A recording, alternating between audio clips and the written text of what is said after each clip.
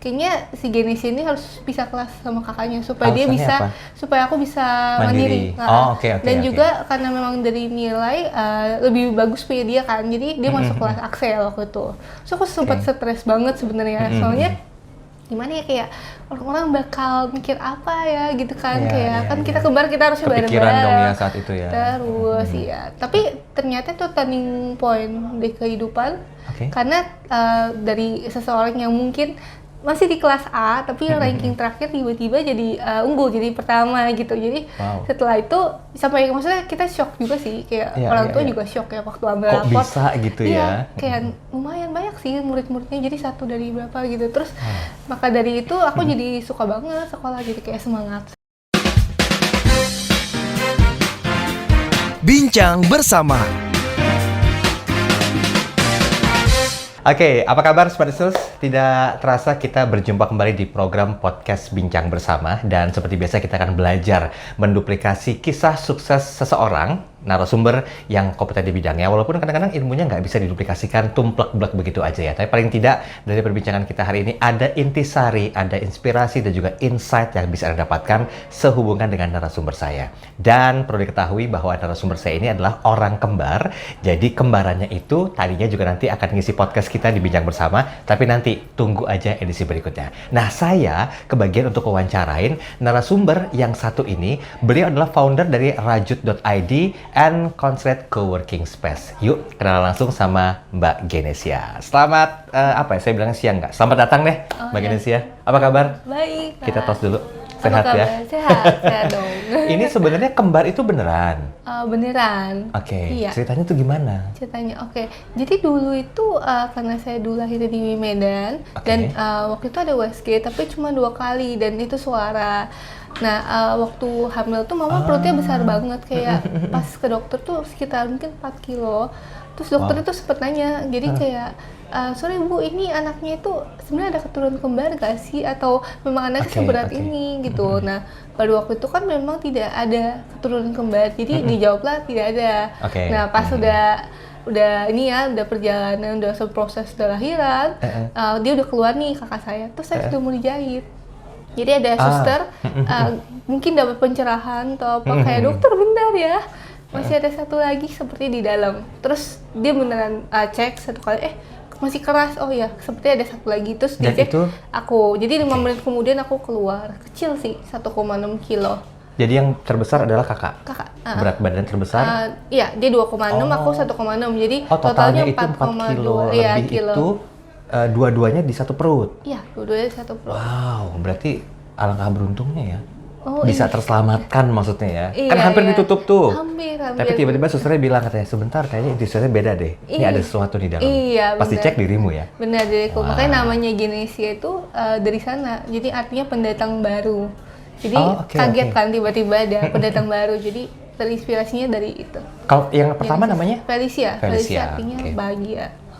Ya kan mereka cuma ada satu nama nih. Bukan berarti yang pertama bahagia, yang kedua nggak bahagia gitu ya? Enggak ya? Cuman maksudnya lebih kesannya karena saya tiba-tiba ada, jadi itu menonjol banget, pendatang baru.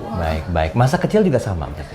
Masa kecil kita juga, karena masa kecil kita selalu bareng-bareng ya. Jadi sebenarnya mungkin kalau aku bisa cerita, kalau di dunia kembar ini pasti ada ada plus dan minusnya lah ya. Kalau plusnya kan kita selalu bareng-bareng. Tapi kalau minusnya memang nggak bisa dipungkiri dari keluarga atau dari orang tua, pasti ada comparison gitu. Apalagi waktu kecil nih katanya kalau aku kan kalau papa pulang kerja gitu kan, aku tuh orangnya kayak sensitif gitu loh. Jadi kayak kalau mau di hug, dipeluk tuh aku kayak nangis. Tapi kalau cici aku tuh kayak seneng banget. Jadi dari kecil tuh kayaknya dia lebih seneng gitu sama cici kan. Maksudnya pulang kerja ada yang ceria-ceria nih gitu kan. Pendatang barunya cuma ngeliatin aja kebahagiaan itu ya. Cuma kayak gitu. Pas kecil juga di sekolah kan yang kita bareng-bareng terus, aku tuh berkegantungan banget sebenarnya sama cici aku, karena kayak gimana ya, kayak dikit-dikit minder gitu, kayak mau ekspresiin diri juga jadi orang biasa aja gitu kayak. Tapi pas di SMP 2 itu aku sempat pisah kelas sebenarnya sama dia. Jadi karena dari dulu bareng-bareng, terus sempat dites di sekolah, terus dia tuh kan bagus lah ya nilainya gitu. Jadi pas dites itu kata gurunya, kayaknya si Genesia ini harus pisah kelas sama kakaknya supaya dia Alasannya bisa, apa? supaya aku bisa mandiri.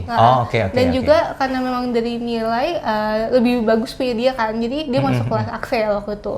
So aku sempat stres banget sebenarnya, soalnya gimana ya, kayak orang-orang bakal mikir apa ya gitu kan, kan kita kembar, kita harusnya kepikiran bareng-bareng dong ya saat itu ya. terus ya, tapi ternyata itu turning point di kehidupan karena dari seseorang yang mungkin masih di kelas A tapi ranking terakhir tiba-tiba jadi unggul, jadi pertama gitu. Jadi setelah itu sampai maksudnya kita shock juga sih, kayak orang tua juga shock ya waktu ambil kok raport. bisa gitu ya? Kayak lumayan banyak sih murid-muridnya, jadi 1 dari berapa gitu. Terus maka dari itu aku jadi suka banget sekolah, jadi kayak semangat sekolah. Itu sampai kelas berapa? Kelas 3 SMP? SMP, mulai dari SMP 2 ke atas kita udah nggak satu sekolah lagi? Satu sekolah tapi beda kelas? Ya, benar. Sampai SMA terus kuliah? Sampai SMA dan kuliah. Kuliahnya juga satu kampus? Kuliah satu kampus tapi beda jurusan. Beda jurusan. Kalau kakak? Kakak di arsitek. Kuliahnya. Kalau aku di accounting finance business. Oh, basicnya accounting finance and business? Enggak, sebenarnya basicnya IPA sih. Oh, nah ini menarik nih. Dari IPA bisa ke accounting finance and business itu gimana? Kok memutuskan pindah ke haluan itu? Banyak ya. Jadi dari kecil tuh sebenarnya pengen banget jadi dokter. Jadi sedikit cerita itu, aku dari kecil tuh karena lahirnya kecil, aku tuh suka sakit-sakit. Nah, aku tuh setiap minggu tuh aku bolak-balik ke dokter. Ada satu namanya Dokter Marceno. Aku bolak-balik pokoknya setiap minggu lah gitu, kayak udah sakit kesana sembuh sakit. Jadi karena aku sering kesana, jadi aku tuh terinspirasi sama dokter ini. Aku tuh pengen one day itu aku jadi dokter kayak dia, supaya anak-anak tuh nggak sakit gitu. Nah itu inspirasinya. Terus yaudah dong, kan jurusannya IPA terus segala macam. Makanya ngambil jurusan itu. Iya benar. Terus juga memang karena mungkin dari sekolah juga katanya, oh ya kalau kelas IPA kan kayaknya lebih apa ya, kayak akademis gitu loh. Kalau bisnis bisa belajar sendiri, kesannya kayak gitu. Jadi aku masih telusuri IPA sampai akhirnya pas mau ambil kuliah dari orang tua tuh nggak terlalu setuju dengan dokter atau dengan yang apa ya, yang makan waktunya lama gitu loh, karena kan kita perempuan pasti nanti akan punya rumah tangga dan lain-lainnya. Jadi mau berapa tahun nih, terus ini benar-benar passion nggak gitu kan? Sampai sedetail itu ya orang tua ya perhatiin ya? Iya, sedetail itu. Yaudah akhirnya papa yang mengarahkan ke bisnis. Terus papa bisnis apa? Kalau papa arsitek, jadi dia ada arsitek, ada bikin interior rumah, ada properti lah, seputar properti gitu. Terus? Iya, terus yaudah papa bilang, ini pasti kamu suka kok, ini bagus buat cewek gitu kan. Yaudah aku bilang, yaudah aku ambil deh gitu. Taunya aku suka sih, aku suka finance gitu. Awalnya ketemunya di situ gitu ya. Nah, terus kita coba persingkat ceritanya kan, setelah menikmati dunia barunya dengan finance yang terinspirasi dari papa, kan ngebentuk satu bisnisnya tuh kapan? Awal bentuk itu waktu pulang dari kuliah. Jadi sebenarnya awalnya itu bukan usaha ini aku pengen jalanin. Jadi awalnya itu karena aku suka banget sekolah, aku tuh pengen bikin kayak les-lesan gitu. Kayak les matematika lah, les IPA dan lain-lainnya. Cuman karena habis mikir-mikir lagi, banyak kelihatan apa ya, kayak kendala-kendala yang kalau bikin les itu ternyata nggak segampang itu loh. Jadi aku mulai, sebenarnya awalnya itu aku kerja dulu di tempat orang lain, terus ditawarkan lah sebenarnya usaha ini pas 2 bulan setelah aku kerja. Jadi memang ada temen baik yang tawarin awalnya.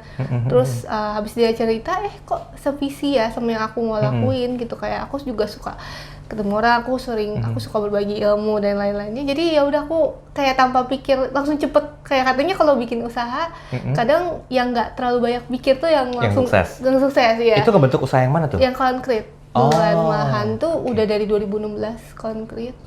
Concrete coworking space ya? Itu ngewadahin apa sih, Genesia? Kalau concrete coworking space itu jadi coworking space, jadi tempat kerja atau kayak kantor di mana kayak milenial atau usaha-usaha kecil menengah itu bisa occupy the space ya. Karena kan kalau orang-orang mau sewa kantor kan belakangan ini sewa kantor cukup mahal. Dan kalau mau lokasinya di pusat atau apa kan lumayan. Dan misalkan mau mulai dengan tim yang nggak terlalu besar gitu kan, nggak terlalu banyak, kan lumayan costly. Nah maka dari itu kita bikin coworking space nih. Nah untuk membedakan coworking space ini dengan yang lain tuh kita ada event. Jadi kita tuh ada creative hub-nya. Setiap minggu kita ada kelas, lalu setiap 3 bulan sekali kita ada bazar. Oke, sebentar, saya tarik mundur dulu ya. Sebelum ketemu ide awal membentuk coworking space ini, kan tadi sama teman, satu visi misi kebentuk gitu ya. Berapa lama proses yang mungkin bisa dilakukan sebagai sebuah bentuk adaptasi Genesis ketika bisnis ini pertama kali coba dilakukan? Kan masih zero ya, Iya. masih kosong walaupun knowledge-nya dapat gitu loh. Nah, yang dilakukan Genesis sama teman saat itu apa? Oke, jadi yang pertama, jadi kita datang dengan ekspektasi yang mungkin cukup besar ya, Tinggi. karena kan waktu itu coworking space baru mau booming dan belum ada di Jakarta Utara, jadi kita yang pertama di Jakarta Utara. Jadi anggapan kita kayak orang-orang Jakarta Utara ini kan suka banget pengen ke pusat dan selatan yang kantornya kayak gitu dan sekarang kita hadirkan di Utara, harusnya ini dong kayak semangat gitu kan. Tapi pas tahun pertama memang ada ups and downs ya. Jadi kayak kita pernah yang kita bisa kayak setahun pertama tuh kita tungguin di sana terus nggak ada orang. Kita pernah sampai kayak gitu. Oh gitu. Iya. Berapa tahun berjalan? Kita udah 6 tahun lebih sih sekarang ya. Terus kita selain itu kita ada studio foto juga, phone booking, meeting room. Jadi kayak ada beberapa fasilitas lainnya ya. Dan cukup banyak Dan peminatnya sekarang. iya, dan cukup banyak. Berarti masuknya startup ya, Genesis ya? Iya, lebih ke startup kitanya. Iya, tapi kalau sekarang sebenarnya klien kita banyak kan yang udah medium ke atas sih. Maksudnya kayak yang bukan semua medium lagi, jadi kayak udah menengah ke atas, kayak jasa pajak lah, Jasa apa? Yang jasa pajak, Oh, pajak. sewa kantor. Oh, Terus oke, ada oke, juga oke. yang kayak agen buat di sekolah ya. Jadi kayak usahanya udah mungkin udah 5 tahun ke atas Oke, udah. banyak orang yang mungkin juga punya pengalaman sama ya dengan Iya. Genesis dan juga timnya ya. Tapi begini, dari sisi akademis yang dialami sama Genesis ketika pertama kali belajar itu kan IPA. Sekarang harus beralih ke dunia baru yang notabene itu dunia baru yang notabene itu belum sama sekali ketahui sama Genesis ya. Lama nggak sih adaptasinya? Eh, Butuh berapa bulanan kah atau mungkin sampai tahunan? Kalau sebenarnya kalau dari kuliah aja sebenarnya lumayan cepet sih. Cepet juga. Kebetulan memang karena aku suka salah satu pelajaran yang aku langsung kayak suka ya pelajaran ini, jadi lumayan cepet orangnya. Dan aku orangnya suka challenge, jadi kayak kalau jadi di otak aku kayak kalau aku bisa IPA kenapa nggak bisa bisnis gitu kan. Jadi something like that lah. Dan ternyata aku suka. Nah waktu bikin usaha sendiri malah lebih beda lagi. Jadi yang dipelajari adalah teori, pas bisnis ternyata ini ya kayak maksudnya kita harus baca market kita, konsumen kita, terus apa sih yang harus dilakukan. Ada R&D-nya juga ya berarti? Ada, kita ada Research and melakukan R&D development-nya. juga, kita pelan-pelan gitu bikin R&D-nya. Jadi total berapa orang timnya sekarang? Kalau di Concrete sendiri ada sekitar 10. Ih lumayan, banyak juga ya, 10 orang. Dan mereka semua satu visi juga? Atau teman-teman terdekat yang punya visi sama atau harus rekrut dari tempat lain? Mereka punya visi yang sama sih. Jadi pendirinya sebenarnya kita berlima, terus sekarang ada tim lagi 5. Oke. Iya. Baik. Menarik juga ya kalau ngomongin masalah itu ya. Karena prospek untuk coworking space ini di zaman sekarang itu masih terbilang cukup oke, apalagi daerahnya Jakarta Utara yang notabene mungkin masih belum terlalu banyak tempat-tempat seperti itu. Pangsa pasarnya juga masih mumpuni. Satu lagi kan rajut.co.id ya? Apa? Sebenarnya namanya Rajut Gawenan. Rajut Gawenan. Kalau di Instagramnya rajut.id. Oh, rajut.id. Itu Iya. tentang apa ceritanya? Kalau Rajut sendiri tuh kita tentang fashion wanita. Jadi slogan kita tuh fashion that cares. Kita ingin menjadi sebuah fashion brand yang peduli akan lingkungan, masyarakat. Jadi produk utama kita itu tas yang terbuat dari plastik daur ulang. Jadi kalau sering lihat botol aqua atau apa yang botol plastik minuman itu dileburkan lalu dibikin jadi semacam roll, terus dianyam. Jadi anyamnya pun kita mengadopsi dari teknik anyaman budaya Indonesia. Jadi memang di Jawa Timur itu ada teknik anyaman itu dan pengrajin kita kan ibu-ibu ya Jawa Timur. Jadi mereka previously kerjanya itu di ladang bantu suami, ada yang bantu papanya. Itu kan harus bergantung sama musim. Nah kalau sekarang mereka jadi pekerja tetap di Rajut gitu. Jadi ada penambah-tambah. Ini mana yang duluan antara rajut.id sama coworking space? Coworking space duluan. Berarti Rajut usia keberapa? Rajut tuh dari 2019. Oh baru ya, pertengahan 2019 sebelum pertengahan. COVID. Sebelum COVID. Dan sampai dengan sekarang masih terus berjalan? Iya, puji Tuhan masih jalan. Ini inspirasi kepeduliannya itu dari mana sih? Apakah mungkin orang tua juga sempat mengajarkan? Saya balik lagi nih ke masa kecil ya, karena banyak orang tua yang, banyak dari kita yang mungkin masih mengingat apa yang disampaikan orang tua, kepedulian. Kalau teman lagi nggak makan, kita lagi jajan kasih, misalnya gitu kan. Yang saya tangkap sih begitu nih, Genesia ya. Ada satu bentuk kepedulian bahwa sampah-sampah yang ada itu ya jangan cuma dibuang begitu aja, karena kan proses daur ulang di tanahnya kan cukup makan waktu lama. Yuk diolah lagi segala macam. Nah, gimana tentang kepedulian yang diajarkan sama Kalau orang tua? dari orang tua sih sebenarnya lebih ke harus berbuat baik.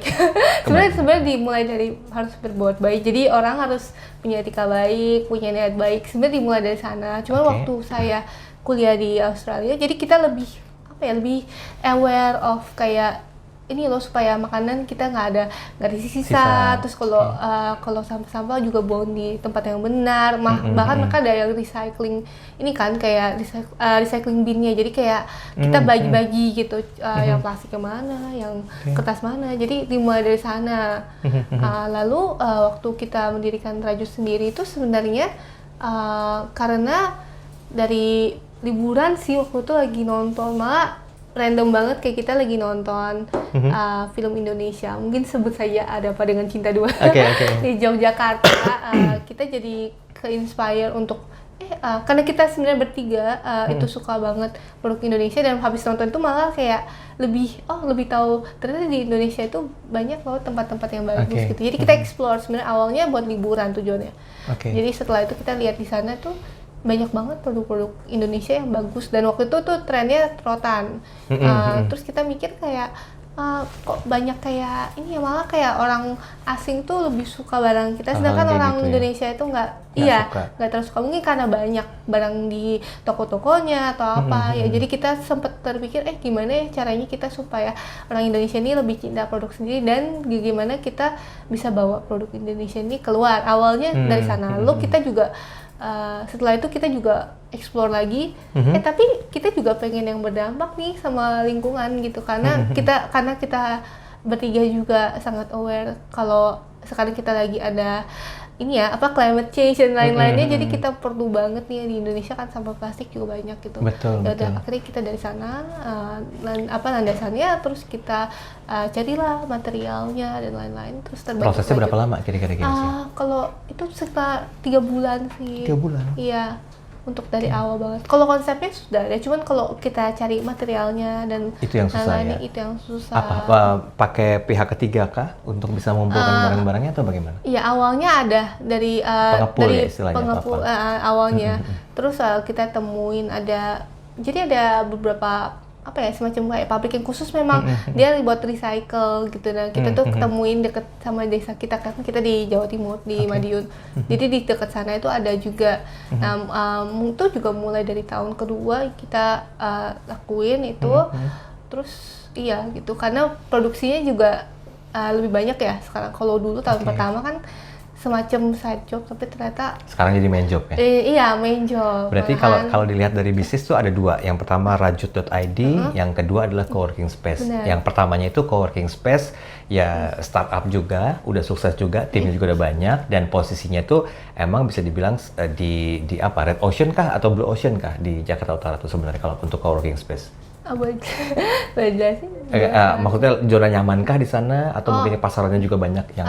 Sebenarnya kalau dibilang zona aman juga enggak, karena jadi gini, kalau orang berkantor tuh pasti pemikiran utamanya kantornya, mereka kalau mau cari kantor pasti kayak utara atau selatan gitu. Tapi kita bikin segmen baru di mana kita coworking space-nya itu fokus di neighborhood. Jadi kalau kita buka beberapa cabang itu kita maunya di perumahan, karena kita nggak mau main yang di kantor-kantor lagi. Karena kita mau bedain, jadi supaya orang-orang yang tinggal sekitar sana atau yang dekat mereka bisa ada kantor yang affordable, terus juga yang nyaman, dan kita 24 jam akses. Nggak butuh proses untuk penyewa dari kantor pusat ke kantor yang original gitu ya. Jadi nggak usah jauh, tapi masih fungsinya sama gitu. Dua bisnis ini kan cukup mendapatkan profit yang luar biasa ya, walaupun kan tidak langsung dapat. Udah ngerasa sukses belum sih Genesia? Kalau dari sekitar kalau dari mana? Dari income udah sukses belum? Dari income lumayan, udah sampai kita bisa buka beberapa cabang kan. Jadi berapa cabang total? Kita ada satu di Teguh ya, kita ada satu lagi. Ini yang mana nih? Yang Concrete. Oh, konkret. Iya, yang oke. konkret kita ada sekitar 2 cabang Oke. di atas yang fluid. Terus kita juga rencana tahun depan mau buka satu Oke. lagi. Agak slow tapi sure. Kalau yang Rajut sendiri, kita juga ngerasa oke juga sih. Karena mungkin customer dan orang-orang sekitar Cukup juga iya cukup banyak dan mereka kasih positive feedback kayak kita merasa sangat bangga nih bawa tasnya gitu. Walaupun karena itu sasar atau segmen pasarnya untuk orang asing ya. iya, malah kita tadi fokusnya awalnya tuh kita fokus pengen memperkenalkan kepada orang asing. Tapi setelah perjalanan ini kita baru menyadari bahwa sebenarnya pasar Indonesia sendiri yang harusnya menjadi target utama kita karena Betul. iya orang Indonesia lebih kesan ya tapi sering banget suka barang di luar gitu kayak mungkin kualitasnya atau apa maksudnya Ya, kita lebih pengen bagus ya. pengen kasih tahu kalau kualitas Indonesia ini nggak jauh kalah loh gitu bagus. Oke, berarti secara finansial sukses, secara networking juga sukses pasti kan, itu kan bisa kemana-mana kan. Secara kehidupan? Nah, kalau kehidupan sendiri karena tadi kan mungkin aku belum bahas yang kenapa sesuai dengan visi dan misi. Nah, sebenarnya salah satu goals di kehidupannya aku itu aku pengen berbagi sama orang, jadi antara itu dari ilmu atau aku bisa ketemu orang baru terus kita bisa membuka network yang lebih banyak atau gimana. Jadi di bagian sana sih saya sih merasa cukup sukses dalam berbagi menginspirasi orang. Iya, dan juga jadinya orang-orang juga jadi ada yang juga lagi lebih aware tentang kalau plastik itu ternyata nggak boleh sembarang dibuang loh, kayak ini bisa di daur ulang itu lumayan bukan cuma konsep tapi ini kayak lifestyle yang memang maksudnya kita lagi menuju ke lifestyle itu kayak something like that. Jadi ada something aku bisa give back to the community sih. Jadi kalau dari situ sih mungkin cukup sukses. Oke, berarti kan itu inovasi yang ditemukan ya sebetulnya Genesia ya. Oke, sebetulnya dari 3 aja nih karena kan kalau kita jabarkan definisi sukses kan banyak ya. Dari 3 finansial, pribadi sama pencapaian. So definisi sukses dari perspektifnya Genesia itu apa? Kalau definisi sukses dari aku sih lebih ke ini sih yang pencapaian ya. Jadi kayak lebih ke apakah saya berguna gitu untuk orang-orang sekitar. Maksudnya on top of memang kita harus sukses dari berkarir dan hubungan dengan orang tua dan pasangan dan lain-lainnya. Tapi ini sih yang ketiga yang apakah kita telah menjadi satu pribadi yang bisa berbagi sama yang lain, apakah kita membawa positive impact gitu kehidupan mereka. Berarti kalau misalnya kita melihat dari pencapaian bisa dikatakan sudah cukup sukses, ya tinggal bagaimana kita meleverage bisnis lagi ya. Dan kadang-kadang itu yang membuat kita tuh lupakan waktu. Bagi me time-nya nih gimana? Kan nggak mungkin kan ngurusin kerjaan, cek coworking space walaupun ada timnya, ngecek tim yang ada di rajut.id. Ya kadang-kadang kan pengen santai juga, pengen me time juga. Apa yang Genesia lakukan untuk bisa menikmati? Ini waktu saya loh sebenarnya nggak mau ngurusin masalah kerjaan tuh ngelakuin apa sih biasanya? Oke, jadi sebenarnya untuk saya sehari-hari itu kayak penting banget untuk tahu apa yang harus dikerjakan per hari sih. Jadi kayak misalkan ada waktu kerja 6-8 jam dibagi aja kayak misalkan karena selain 2 ini ada usaha satu lagi yang ada lagi? Ada apa? bisnis eyeliner namanya Across Beauty. Oh my God, 3. Jadi bagi 3 tuh habis itu nanti jadi malamnya bisa review kerjaan terus tengah malam saya biasanya suka aku ada journaling sendiri sih karena aku orangnya cukup emosional, jadi semuanya harus dituliskan dalam kata-kata detail ya. Jadi aku ada journaling daily journal gitu, jadi itu me time-nya aku biasanya daily journal. Me time juga masih ngurusin daily journal kerjaan atau daily journal pribadi? Daily journal pribadi. Daily journal, terus kalau nggak nonton YouTube, kalau nggak Netflix. Kalau weekdays ya, kalau weekend biasanya pastikan ada waktu buat keluarga. Terus lebih kayak kadang kalau kepikiran kerjaan, nanti Senin aja gitu. Kecuali urgent banget ya udah nggak. Berarti 8 jam Senin sampai dengan Jumat itu membagi waktunya untuk 3 kategori bisnis tadi. Kategori bisnis. Rajut, kemudian juga coworking space sama eyeliner. Berapa jam masing-masing, boleh tahu nggak kira-kira? Karena banyak 2 jam cukup. 3 jam cukup. Sebenarnya gini kayak cukup terus nanti kadang-kadang malamnya ada kerjain lagi. Iya, kadang ada kayak review lah atau kayak kadang-kadang kan baru kalau di keuangan kan kalau aku kadang-kadang baru kepikiran ada yang belum ini loh, kayak kita belum cari ini itu, terus baru keluar idenya malam atau apa. Jadi kayak ya udah disimpan dulu, terus nanti besoknya gitu. Terus sama pasangannya kapan? Kita mau tahu juga nih, manage waktu pribadinya gimana kira-kira sama pasangan? Jangan sampai ketika sama pasangan itu ntar nggak sevisi misi gitu kan jenisnya. Iya. Kamu kerja mulu, kamu ngurusin ini mulu, wah repot. Tapi pernah nggak diskusin masalah itu? Pernah, dan tentunya apa ya, kayak sebenarnya dapat pasangan yang sangat suportif sih. Belum nikah sih, cuman sangat suportif, jadi dia juga suka banget kalau aku kerja dan berkarya. Jadi as long as itu kayak bawa positive impact gitu sih. Jadi kalau bagi waktu itu biasa kita weekend ketemu 1 kali, kalau bisa malam, terus dan itu nggak ngomongin kerjaan ya? Dia lebih kerja keras lagi daripada aku orangnya.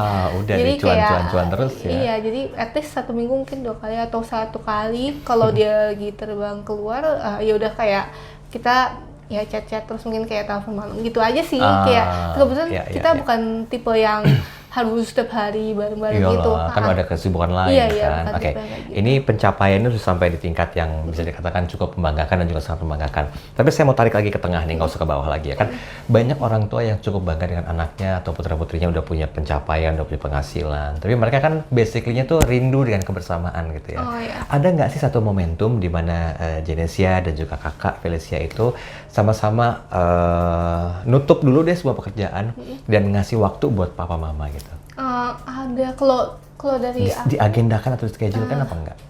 Enggak juga, kecuali dia nanya kayak misalkan mama lagi pengen makan ini terus atau apa, yaudah kalau gitu kayak nanti siangnya kalau bisa aku longgarin, terus yaudah kita makan bareng gitu. Ada juga sih bisa, tapi mungkin nggak kayak seharian, kecuali weekend ya. Kalau weekend mungkin baru bisa sih. Mungkin aku bisa kosongin kayak minggu sih biasa hari keluarga kan. Kalau Sabtu mungkin masih bisa. Gitu. Jadi walaupun kadang-kadang harus menomor sekiankan pekerjaan, ya orang tua juga penting ya. Penting juga, karena dari mereka lah inspirasi itu datang kan. Benar. Oke. Genesia waktu kita kan cukup banyak nih, tapi mungkin boleh nggak disampaikan dari para pelaku bisnis lainnya yang mungkin hari ini menyaksikan podcast kita, karena mereka juga punya kesibukan yang sama, punya pencapaian yang juga harus dicapai. Belum lagi kan perkembangan zaman itu kan menuntut perubahan-perubahan. Nggak cukup di zona nyaman pastinya, kan akan ada breakthrough lainnya. Apa inspirasi yang mau Genesia sampaikan dari sisi pribadi bahwa ada satu keberpihakan sebetulnya atas jatah pekerjaan, jatah diri sendiri, jatah sama pasangan. Nah, bagaimana sih sebetulnya yang menjadi inspirasi Genesia untuk disampaikan di podcast ini? Oke, apa ya, yang pastinya tahu prioritas sih. Prioritas ini kan beda-beda. Jadi along the way kayak di different seasons of life pasti beda-beda prioritasnya. Jadi know your priority. Lalu juga do the best in every, di setiap prioritas do the best gitu. Kayak misalkan tadi yang kayak sama orang tua, mungkin waktu kecil ada, terus waktu kerja nggak terlalu ada, terus sekarang waktu sama orang tua kan nggak banyak. Jadi kayak know your priority sih di sana. Dan kalau dalam pekerjaan never give up juga. Kalau misalkan belum terlaksana sekarang, itu belum tentu tidak bisa terlaksanakan di tahun depan atau tahun-tahun depannya. Oke, jadi coba terus gitu ya, sampai nanti akhirnya menemukan titik temunya. Oke, Genesia, thank you ya. Thank you Kak. Sukses Selalu saya juga. doakan lancar semuanya. Amin. Dan jangan lupa orang tua, itu penting.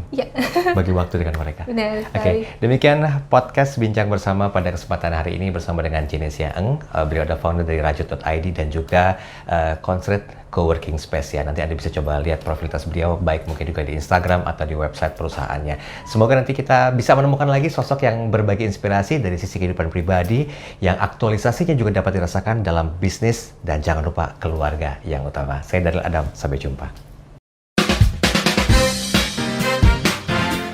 Bincang Bersama.